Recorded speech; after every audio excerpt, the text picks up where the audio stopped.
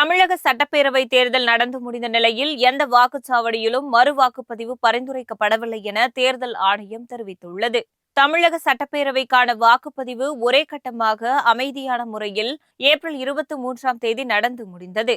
தேர்தலில் மொத்தம் 4023 வேட்பாளர்கள் களமிறங்கினர். தேர்தலுக்காக தமிழகம் முழுவதும் 75,064 வாக்குச்சாவடிகள் அமைக்கப்பட்டன. விறுவிறுப்பாக நடைபெற்ற தமிழக சட்டசபை தேர்தலில் பொதுமக்கள் ஆர்வமுடன் வாக்களித்தனர். இதனால் இதுவரை இல்லாத வகையில் 85.15% வாக்குகள் பதிவாகியுள்ளதாக தேர்தல் ஆணையம் தெரிவித்துள்ளது. இந்த நிலையில் ஒரு சில தொகுதிகளில் வாக்குப்பதிவின் போது சிறிய அளவிலான மோதல்கள் மற்றும் இயந்திர கோளாறுகள் ஏற்பட்டதாக புகார்கள் எழுந்தன. இதுபோன்ற அசம்பாவிதங்கள் நடந்த இடங்களில் வாக்குப்பதிவு முறையாக நடைபெற்றதா என்பது குறித்து தேர்தல் ஆணையம் தீவிரமாக ஆய்வு செய்தது.